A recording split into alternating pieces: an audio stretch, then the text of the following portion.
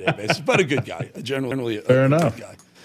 All right, Gruber, thank you for the handoff. Always good talking to you, brother. I owe you dinner. I owe you a steak dinner. Yeah. All right. There you go. A man who pay my bets. All right, folks, Tuesday, 4 p.m., and guess what? The markets are closed. Mixed market, as they say today. Dow Jones up, NASDAQ down. Pretty much unchanged for this S&P after a little bit of a quiet trading session. There were some, look at the gold number. What the heck happened in gold? Now, 41.19 is still probably 43% up for the year. That's a big move down in gold. I don't know what that is. It could have something to do with the interest rates, the concern over interest rates. It could have, remember Friday, there's going to be some inflation numbers that are released, assuming the BLS gets their act together and actually releases them. 57.86 for oil, still very, very good news. And another mixed day on the cryptos. Jump over the crypto very quickly. We see Bitcoin doing very well, 112,000. Ethereum struggling a little bit, and then XRP and some of the other ones mixed. So the market, I would call these nervous markets, are not really sure what the next move is going to be. But I will tell you what my next guest is going to be. He's going to be Sheriff of Riverside County currently in California, and he's running for the California governor as he says we can and will restore California dreams for all. Happy to have Sheriff Chad Bianco back with us. Sheriff, really good to have you, my friend. You're optimistic about the future of California, but the Democrats always seem angry and want to overreact, and we'll give you case in point. Democrat Katie Porter, got to do it, running for governor against you, has shown she's an angry individual. Just watch this.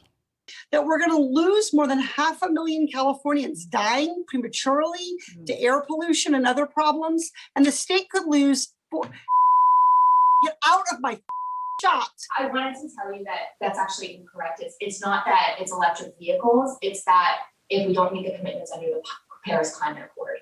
Okay, it does. Okay, you also were in my shot before that. Stay out of my shot. God forbid you get in the back of Katie Porter's shot. And forget you were imparting bad information to the people you were trying to talk to. That doesn't matter. Just get out of her shot. I'll let you, Sheriff, I'll let you take it from there. And this isn't the only instance of her losing her mind over something nonsense. But go ahead, sir. No, it's not. And we've known forever who Katie Porter truly is. I'm just glad now that the whole world is going to see it, and especially all of California. She's not likable. She's not electable. And we've known this forever. It's almost one of those reverse psychology type things, is you don't want to let that out too quick. She would have been nice to run against in the November election next year. But we have a feeling that she's going to drop off quite drastically now that everyone realizes who she is, and you certainly don't want that as your governor.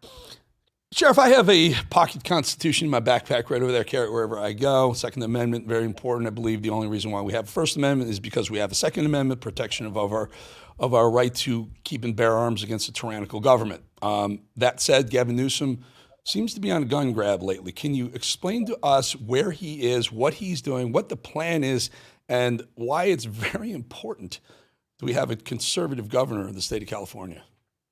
Yeah, very much so. So the recent thing that he did is it's the so-called Glock ban. They passed a bill that he signed into law that bans striker-fired guns. They call it a Glock ban, but it's any striker-fire gun is going to be outlawed in the state of California. You won't be able to purchase it here. And this is just more of their, what you mentioned, gun grab. This is a disarming the population. It's a very anti-gun, anti-Second Amendment state. They don't care about the Constitution. The Constitution, the Supreme Court is repeatedly reaffirming what the Second Amendment is, and California doubles down, triples down, and passes these anti-Second Amendment bills that you end up having to fight in court that go on for years and years. But we truly do need someone that cares not only about the First Amendment, which we know they don't, but also the Second Amendment. Yes, sir. A couple of the other issues that plague California, you saw the wildfires, and then we saw the mismanagement of water. Trump came in and said he had to open the spigots. There's ample water in the state of California. You just divert it out into the ocean for some reason. Tell us how would Sheriff Bianco handle the water situation in California? Yeah, we'll finally be honest with the California public and tell you that you have a water management problem, a government mismanagement of our water systems, not a water problem. We have plenty of water. It's just completely mismanaged, and it's mismanaged on purpose. So they have control of people, they have control of building, and most importantly of farmers. So with me as your governor, we will build all of the dams that you want to make sure that we have 100% of our water for our farming community, for our ag community, for our building community that's building these communities. We have more water than any place in the state, and we will make sure that government gets out of that way and out of that control process and allows California to prosper. Sheriff, help us out here. So much of the stuff that we know, we do, we talk about, it seems logical. It's common sense, right? But for whatever reason, I can think of Ronald Reagan's the only California governor that I can recall.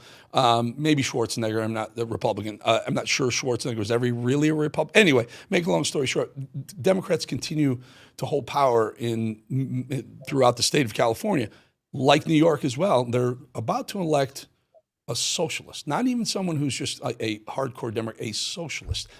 Are the people that angry at conservatives that they would be willing to risk their own futures just to make sure they don't have a conservative in office?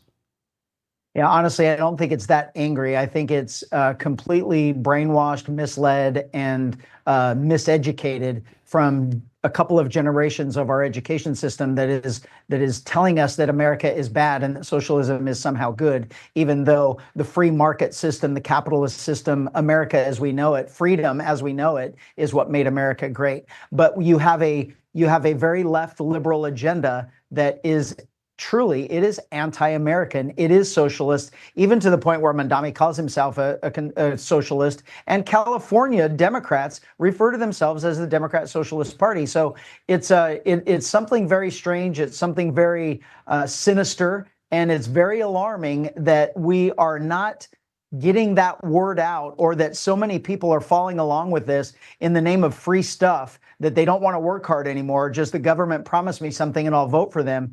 It's an alarming place that we are in. California is way ahead of the rest of the country, and California is learning that this one-party agenda, this one-party socialist movement has destroyed California. So we think we're going to be able to defeat it this time, and we'll set the tone for the rest of the country to do the same. Sir, at one point, Kamala Harris was still being floated as potential governor of California. So you had Katie Porter working against Kamala Harris.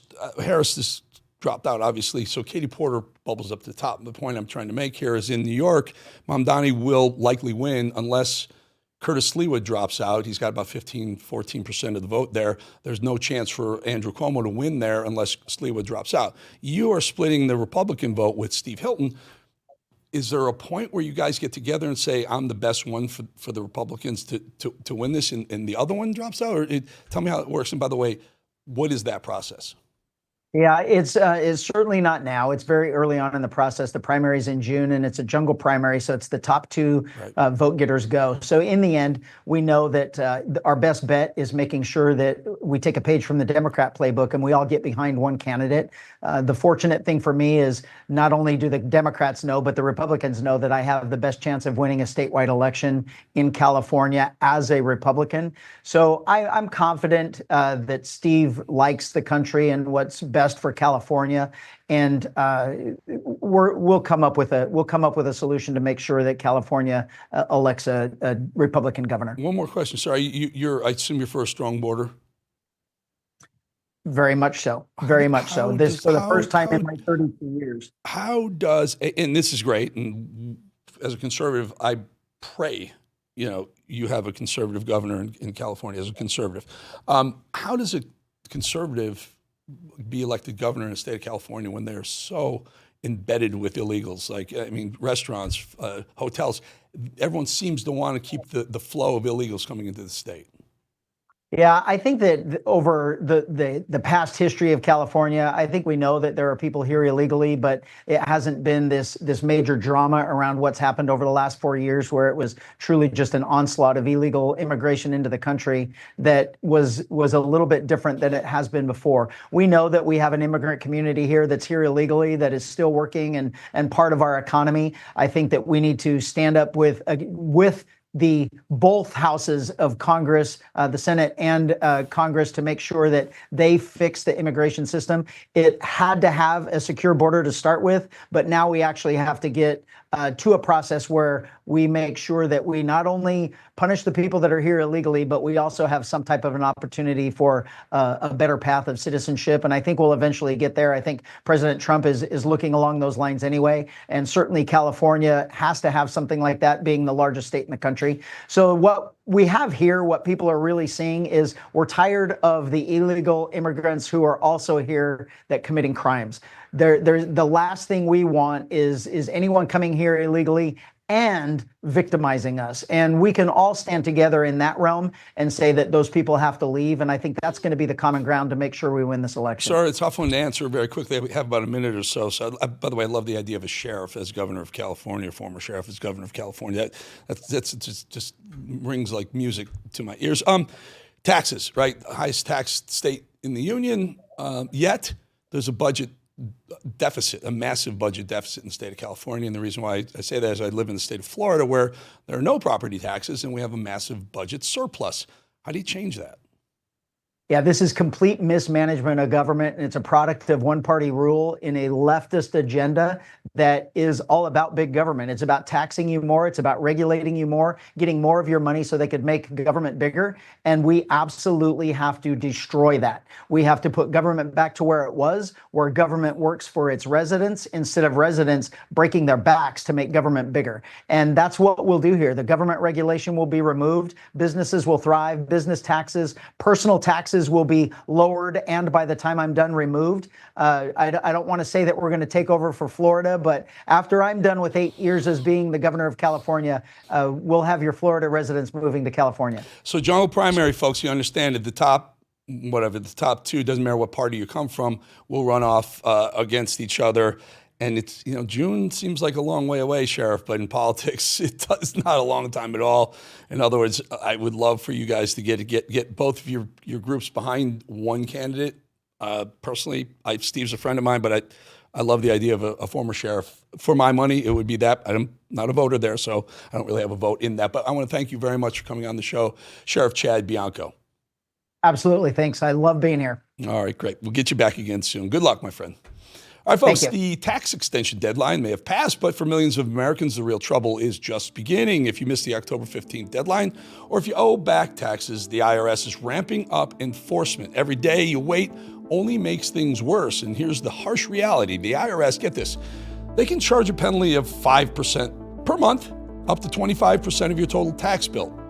Up to 25% added onto your tax bill just because you didn't file. That's in addition to what you already owe. The good news, there's still time for Tax Network USA to help.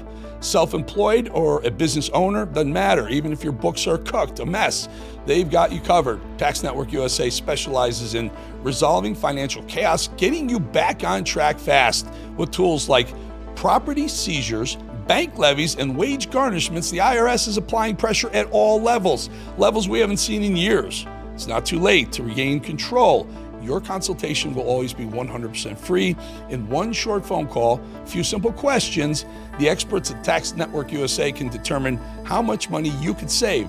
All you have to do, pick up the phone, call 800-905-8000, 800-905-8000, or visit tnusa.com/RAV, tnusa.com/RAV. Let Tax Network USA help before the IRS makes the next move on you. You don't want that, folks. And this is very important. This is very important because of you. Because of you, The Edge, get this, we're in the top 0.1% of all new YouTube shows. 70 times faster growing than others. Why? Because of you. You right there.